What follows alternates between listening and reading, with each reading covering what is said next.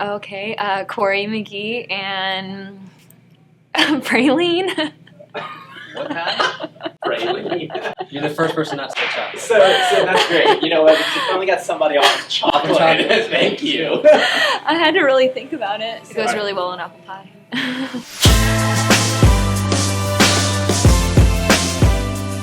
Yeah, this year's been really great so far. So I had this conversation recently where it seems like after college it takes about 2 years for a lot of people to adjust. So I made a big move from Florida to Boston.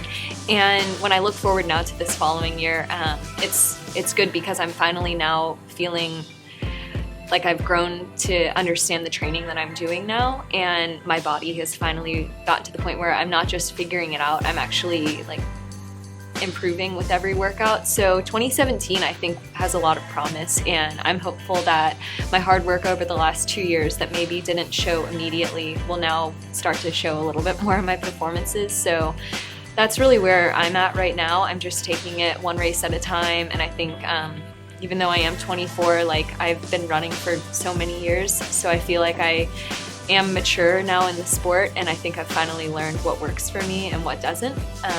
So this year's all about just doing what works for me.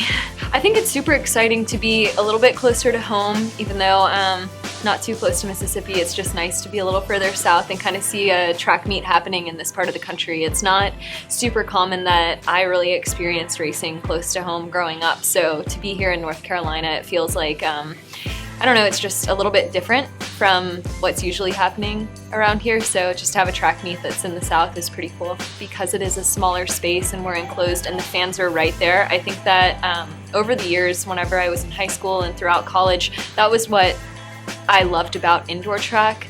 And to know that this facility is going to really encourage the audience to get involved and for everyone to just feel like they're a little bit closer to the athletes and for us to feel like we're closer to the stands, I think that that's something that some athletes really respond to, and I love that, so it'll be fun.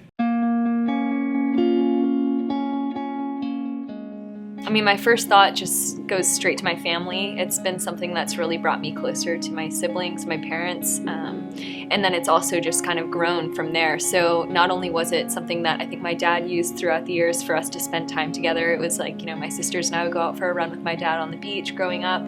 But then because of it, it's been this extension of family. So I now have my Gator family, I have my New Balance family, and that's what running has been for me throughout my life. It's just been a way for me to meet people who I love, and it's brought a lot of good people into my life. My teammate Abby and I actually laugh because I am the queen of pep talks for myself. Like, I can give myself a really good pep talk, and so I do it in workouts when I'm nervous and I have another interval to go, or going into a race, same kind of thing, or just everyday situations where nerves kick in. I just try to make sure that my confidence is there, because really when I'm on the line, that's all I have. I can't worry about what everyone else is doing, but if I get there and I know that I've done everything I can, and I can tell myself that I've prepared in order to win and to perform my best, then that's really the best things I can have on my mind when I'm approaching the starting line. It's the last thing I want is any moment of doubt. So of course those do happen, but I think that the best thing you can do is just like let that happen and get it out of there as fast as possible. So